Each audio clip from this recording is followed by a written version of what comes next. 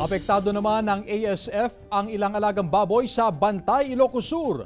Yan ang tinutukan live ni Ivy Hernando. Ivy.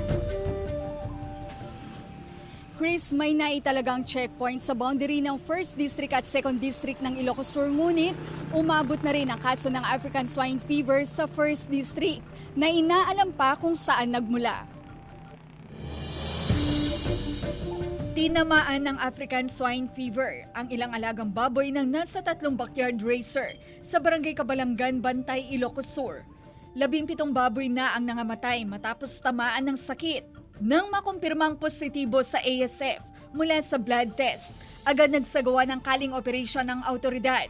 22 baboy ang isinailalim sa culling operation. October 5 nang maitala ang unang kaso ng ASF sa bayan. Sumatotal 39 na baboy na ang apektado ng ASF. Hindi pa makumpirma ng autoridad ang pinagmulan ng kaso, pero sa mga nakalap na impormasyon ng livestock inspector sa mga 3 backyard racer, nagsimula magkasakit ang kanilang mga alaga matapos mabaha ang lugar dulot ng bagyong Egay noong July 27. Hindi jay umuna nga case me. Isut umuna nga na dung pargidanom, then nagpabagatan. Si Maro naman jay may kadwa nga case men, and then di danom ngagpadaya na alaman di jayen. So hamiam mo no, di talaga ti index case me, di first case. When no adda iti carrier pa iti virus iti sa bali nga nagnagna na di nga danom.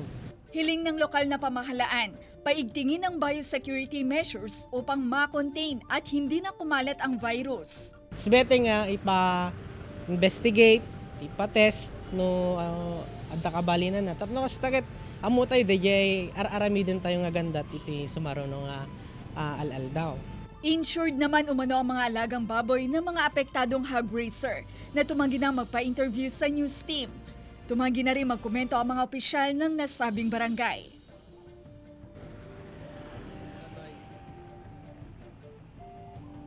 Chris, ito na ang third wave ng kaso ng African Swine Fever sa lalawigan. September 2021 ang unang tumamang ASF sa bayan ng Bantay. 17 barangay noon ang apektado. Sa ngayon, wala naman nakikitang paggalaw sa presyo ng karne ng baboy, ngunit may mga bayan nang naglabas ng kanilang mga executive order na naglalayong ipagbawal ang pag-aangkat ng baboy mula sa mga apektadong bayan.